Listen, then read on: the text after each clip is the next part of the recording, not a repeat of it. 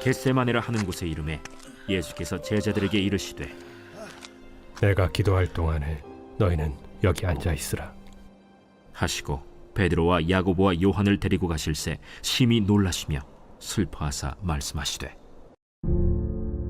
내 마음이 심히 고민하여 죽게 되었으니 너희는 여기 머물러 깨어 있으라. 조금 나아가사 땅에 엎드려 될 수 있는 대로 이때가 자기에게서 지나가기를 구하여 이르시되 아빠, 아버지여, 아버지께는 모든 것이 가능하오니 이 잔을 내게서 옮기시옵소서. 그러나 나의 원대로 마시옵고 아버지의 원대로 하옵소서. 돌아오사 제자들이 자는 것을 보시고 베드로에게 말씀하시되 시몬아, 자느냐? 네가 1시간도 깨어 있을 수 없더냐? 시험에 들지 않게 깨어 있어 기도하라. 마음에는 원이로되 육신이 약하도다. 다시 나아가 동일한 말씀으로 기도하시고 다시 오사 보신즉 그들이 자니 이는 그들의 눈이 심히 피곤함이라. 그들이 예수께 무엇으로 대답할 줄을 알지 못하더라. 세 번째 오사 그들에게 이르시되 이제는 자고 쉬라. 그만 되었다. 때가 왔도다. 보라, 인자가 죄인의 손에 팔리느니라. 일어나라, 함께 가자. 보라, 나를 파는 자가 가까이 왔느니라. 네, 사랑하는 크리스천 여러분, 좋은 아침입니다.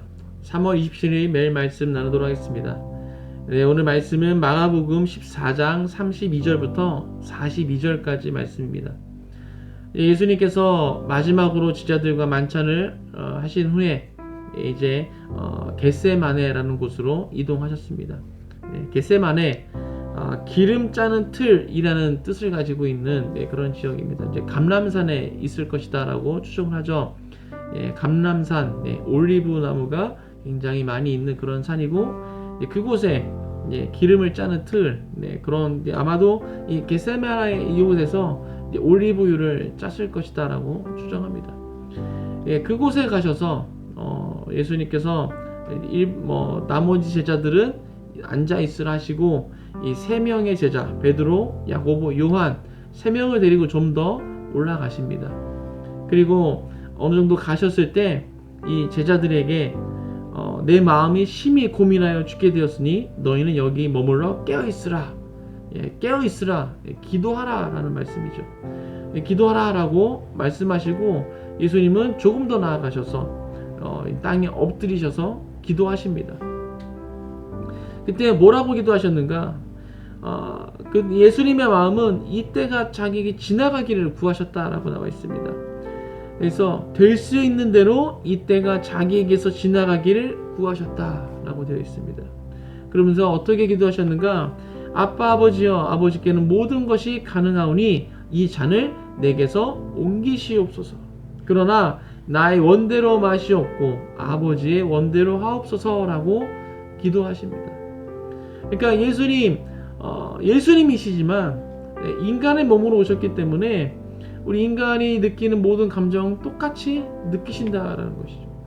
곧 십자가에 못 박혀 죽으실 것을 아셨기 때문에 그 모든 핍박과 고난을 아셨기 때문에 그 마음이 굉장히 어려우셨다라는 것입니다. 그래서 그것을 가지고 나와서 기도하신 것이죠. 엎드려서 기도하시는데 이것이 지나가기를 원하지만 지나갔으면 좋겠지만 내 뜻대로 마시고 아버지의 원대로 하나님의 뜻을 구합니다. 하나님께서 원하시는 대로 행하시옵소서라고 기도하셨다라는 것입니다. 그리고 그 세 명의 제자들이 있던 곳으로 다시 돌아오십니다. 와보니까 역시나 자고 있습니다. 그러면서 예수님께서 시몬아, 자느냐? 내가 1시간도 깨어 있을 수 없더냐? 라고 하시면서 시험에 들지 않게 깨어 있어 기도하라. 마음에는 원이로되 육신이 약하도다 라고 말씀하시고 다시 그 엎드려 기도하셨던 곳으로 가십니다. 그래서 같은 말씀으로 똑같이 또 기도하시죠. 그리고 다시 돌아오셨는데 이 제자들이 또 자고 있습니다. 그들의 눈이 굉장히 심히 피곤함을 보셨습니다. 그리고 다시 또 세 번째로 기도하셨던 곳으로 가셔서 엎드려 또 기도하시고 다시 내려오셔서 이번에는 이제는 자고 쉬라. 그만 되었다. 때가 왔도다. 라고 말씀하십니다. 이제 예수님 잡으러 오는 사람들이 오고 있음을 아셨던 것이죠. 그래서 인자가 죄인의 손에 팔리느니라.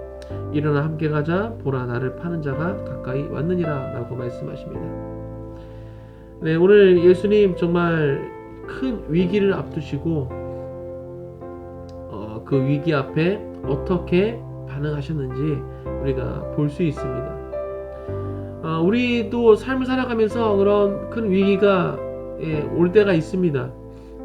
예수님처럼 잡혀서 죽임을 당하는 이런 정말 큰 위기는 아니다 할지라도 내가 살아가면서 정말 너무 힘든, 정말 이것을 그만두고 싶은, 때로는 정말 죽고 싶은 그런 위기, 어려움이 삶 가운데 닥친다라는 것이죠.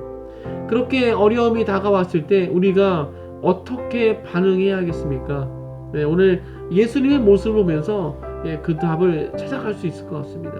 오늘 예수님 어떻게 반응하셨습니까? 먼저 그 문제를 가지고 하나님께 나아갔다라는 것입니다.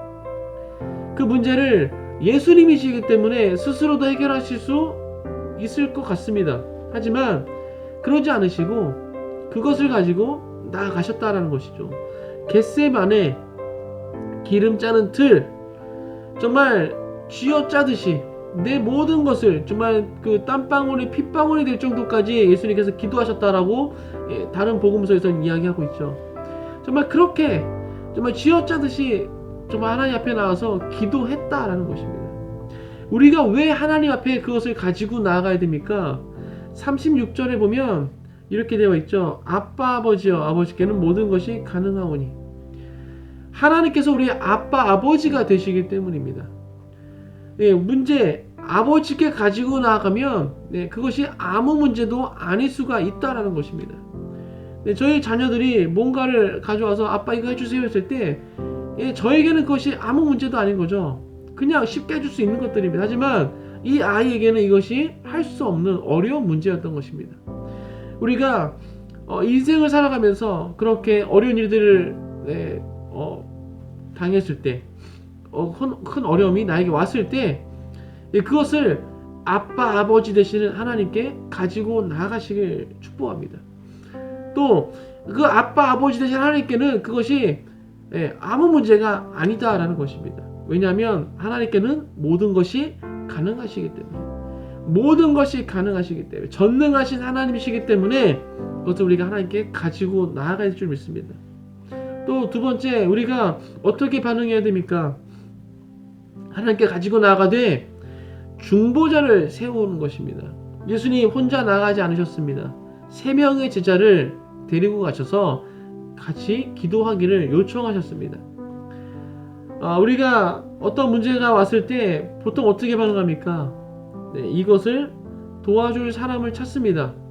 그런데 중보 요청하는 것이 아니라 이 문제를 해결해 줄 수 있을 만한 그 능력을 가진 자를 찾는다라는 것이죠. 돈이 있거나 어떤 인맥, 어떠한 그 분야에 높은 사람을 알거나 그런 사람들을 찾아간다라는 것입니다. 지금 중보자를 찾는다는 것은 그런 차원 것이 아니죠. 그런 개념이 아닙니다. 함께 기도해 줄 수 있는 자, 나의 이 문제를 가지고 나와 함께 하나님께 나아가서 기도할 자를 찾으라라는 것입니다. 그렇게 나아가서 중보자를 세워서 함께 기도하는 것이죠. 하나님께서 왜 우리에게 공동체를 허락하셨겠습니까?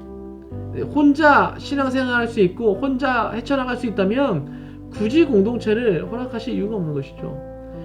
혼자서는 멀리 갈 수가 없습니다.